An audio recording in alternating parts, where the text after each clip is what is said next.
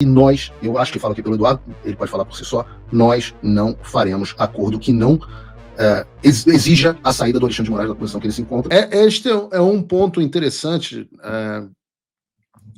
que o Alexandre de Moraes está numa situação onde não há saída honrosa para ele.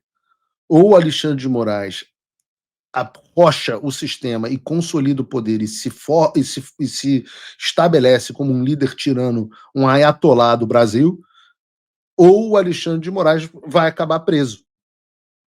Então não há de fato, uma saída para o Alexandre de Moraes.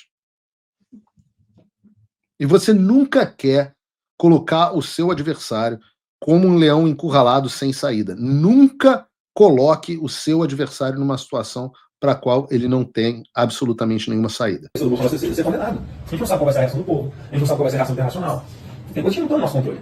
Então, acho que é muito ruim existindo por esse caminho, porque aí a confusão vai se estender por muito mais tempo. A pauta de impeachment do ministro Supremo vai ser talvez uma das principais na eleição de 2026. Certamente será. O que é ruim para eu pretendo ser candidato à reeleição do Senado.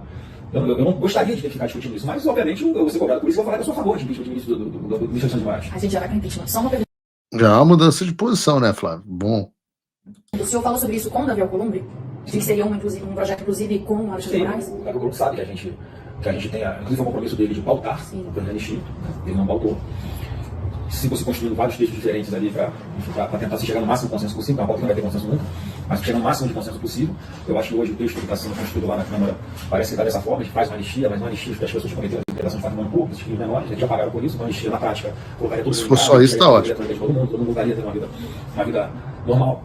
Então, eu acho que o Davi tem essa responsabilidade também em todo esse processo de fazer com que isso vá para a pauta, como eu compromesso dele com a gente. E aí vamos pro voto, vamos ver o que acontece. E isso só não está acontecendo porque vocês sabem bem, vocês são jornalistas, têm informações, que há uma pressão até do próprio Alexandre de Moraes em cima do modo, em cima do Davi Alcolumbre, para não pautar, para não deixar acontecer nada. Quer dizer, isso, a democracia está existindo na prática no nosso país, está existindo autonomia entre os poderes e harmonia entre os poderes, não está.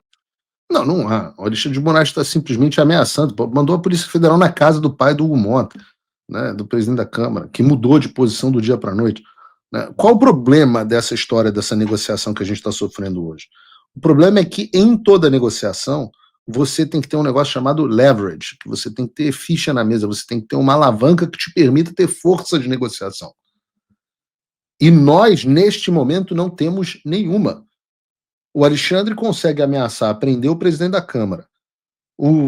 E nós não temos nenhuma alavanca de negociação. Absolutamente nenhuma. O que permitirá que nós tenhamos uma boa alavanca de negociação? Ora, as sanções dos Estados Unidos são a única coisa que me ocorre. E você pergunta, Paulo, onde estão as sanções? E eu volto a dizer, não consigo ter o mínimo de atenção. Está tudo pronto, mas eu não consigo ter o mínimo de atenção dos Estados Unidos enquanto o país está decidindo se vai entrar em guerra com o Irã. Não tem como cobrar, não tem como perguntar, não tem, infelizmente não tem como, a vida como ela é. Pensem o que quiserem, na verdade, Israel acabou acidentalmente salvando a bunda do Alexandre de Moraes, pelo menos por enquanto. Vamos continuar trabalhando, mas a gente tem que ter as expectativas alinhadas. Então, não vou tirar a razão aqui do que o senador Flávio Bolsonaro está dizendo. Mas o que eu posso dizer do meu lado é que a anistia para Alexandre de Moraes limita-se à anistia criminal. O que significa que ele não vai ser criminalmente processado. Essa anistia envolve, por exemplo, anistia às sanções americanas. Essas não dependem do senador Flávio Bolsonaro. Essas dependem de Eduardo Bolsonaro e Paulo Figueiredo, alinhados 100% neste curso de ação. E eu digo a vocês, no que depender da gente, #sem anistia. Não há um cenário na nossa cabeça onde Alexandre de Moraes não sofra sanções financeiras. Sanções de visto já foram feitas, já foram implementadas, inclusive, não estou mais preocupado em perder visto, etc. Já falei que um monte de gente já perdeu visto e nem sabe. Sanções de visto já foram implementadas. Agora o que nós estamos buscando são as sanções OFAC, via Lei Magnitsky ou via AIPA, para que Alexandre de Moraes num primeiro momento, e em seguida outros percam o acesso aos seus recursos financeiros de forma praticamente definitiva. Então, deixando muito claro aqui a postura. Anistia criminal, façam o que vocês quiserem. Eu nunca vi nenhuma chance no Brasil de Alexandre de Moraes ser criminalmente processado.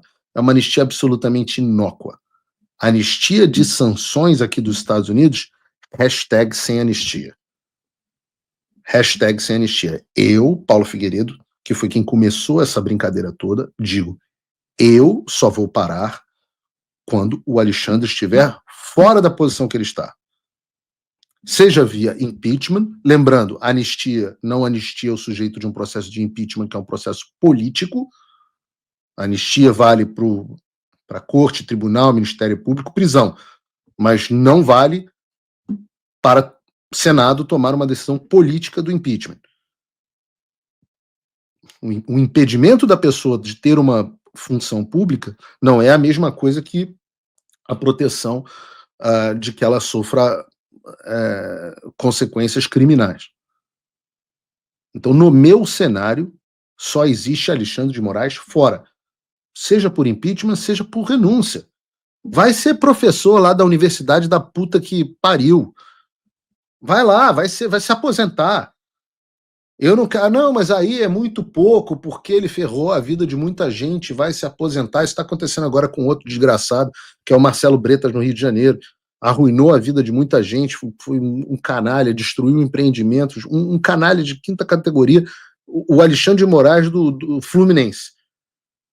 Agora está só aposentado, parece que vai perder a OAB, é muito pouco, vai ficar com baita de um salário. Eu falo assim, não tem problema, querido. Tem problema, eu quero seguir a vida. A justiça vem não necessariamente completamente nesse mundo. Não que eu tenho que dizer a verdade para vocês. Se você perguntar, Paulo Figueiredo, o que você prefere? Passar 2, 3 anos na prisão ou sofrer a pena de morte financeira com uma sanção UFAC, eu passo 2 anos na prisão. Porque o inferno que é a sua vida, depois que você entra no SDN List, eu não desejo para a maioria das pessoas. Eu nem acho que isso deveria existir, se você quer saber. É tipo a bomba atômica. Eu não acho que nem deveria existir. Mas, como a gente está tendo que usar na guerra para sobreviver, vamos usar. Então já acho que haverá justiça com as sanções. Mas a verdadeira justiça é a justiça divina. O Alexandre pode fazer o que quiser. Ele não vai escapar do juízo de encontrar e olhar Nosso Senhor nos olhos e falar assim, e agora ferrou. Agora eu não valho nada. Arrumando aqui.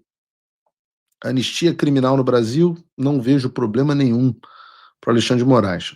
Da mesma forma que meu avô anistiou os dois lados em 1979. Isso não vale para a anistia de impeachment e isso não vale para a anistia de sanções que vem aqui dos Estados Unidos. Ah, mas Paulo, eles vão fazer um acordo no Brasil que vai impedir as sanções nos Estados Unidos. Você sabe qual é a sorte? Sabe qual é a ingerência que Flávio Bolsonaro, que Jair Bolsonaro, que, sei lá, Alcolumbre, não sei o que, tem nas sanções dos Estados Unidos? Sabe qual é a ingerência que eles têm? Zero. Sabe qual é o contato que qualquer um do governo Jair Bolsonaro tem com o governo americano? Zero. As duas únicas pessoas que dialogam com o governo dos Estados Unidos são Eduardo Bolsonaro e Paulo Figueiredo. E nós, eu acho que falo aqui pelo Eduardo, ele pode falar por si só, nós não faremos acordo que não exija a saída do Alexandre de Moraes da posição que ele se encontra e, obviamente, a anistia, que não é essa anistia meia-boca. Nada impede que se aprove uma anistia meia-boca no meio do caminho. Se a gente não tiver as sanções até lá, é melhor fazer meio acordo do que não fazer acordo nenhum. Mas ainda assim, eu estou confiante.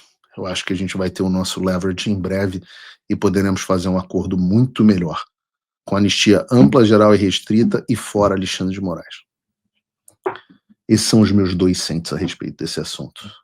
Trump voltou à presidência, e isso é um alívio, sem dúvida. Mas o que isso muda no Brasil? Nada, se ninguém fizer nada. A verdade é que a esperança não pode virar passividade. As coisas não vão se resolver sozinhas, e muito menos com textão e xingamento nas redes sociais. Não espere que alguém venha salvar o país por você. Se você não agir, ninguém vai. Eu estou fazendo a minha parte. Eu larguei tudo para me dedicar a isso. Mas sem apoio, esse trabalho simplesmente não continua. Quer saber como pode ajudar sem sair da sua rotina, sem sair da sua vida? Simples. Apoie quem está na linha de frente. Acesse www.paulofigueiredoshow.com/apoie e com apenas $5 por mês você mantém esse trabalho vivo.